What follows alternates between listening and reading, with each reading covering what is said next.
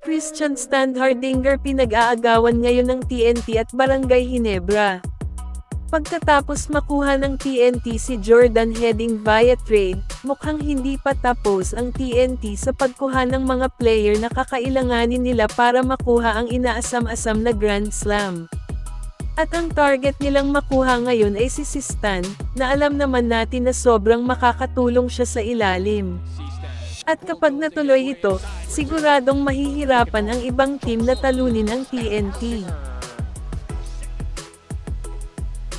Sa panig naman ng Barangay Ginebra, gusto man nilang kunin muli si Stan dahil kailangan nila ang serbisyo nito, pero sa tingin ko mukhang malabo na itong babalik sa Giants, dahil palagay ko malaki ang tampo ni Stan sa SMC, sa pag-trade sa kanya papuntang Terre Firma Jeep. Hindi man siya naglalaro ngayon sa PBA, hawak pa rin ng Terre Firma ang rights niya. At Terence Romeo, may offer sa ibang bansa. Pero sa kabila nito, mas gusto pa rin niyang maglaro sa PBA, yun nga lang mukhang hindi na sa Terre Firma, kundi sa dati niyang team, na nagbigay sa kanya ng kampyonato, at yun ang San Miguel. Sa isang interview ni Terence, may sinabi siya na tila nagpapahiwatig ito kay Coach Leo Austria. Ayon sa kanya, gusto niyang maglaro sa isang team na fit siya, yung pinagkakatiwalaan siya, at naramdaman niya ang tiwalang yun, nung nasa SMB siya. Dagdag pa niya na isa daw yun sa dahilan kung bakit sobrang ganda ng career niya sa San Miguel, under Coach Leo. Totoo naman, sa katunayan nag-finals MVP pa ito nung mag-champion ang SMB. Last option ni Terence ang maglaro abroad.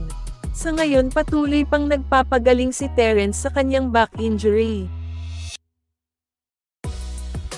Samantala, Mikey Williams, nagdemand sa Converge ng higit pa sa hinihingi niya sa TNT. Balita ko'y aabot ng 2.8 million pesos kada buwan ang gusto niyang sahod. At ayaw daw niya ng 1-year contract, ang gusto niya ay max deal.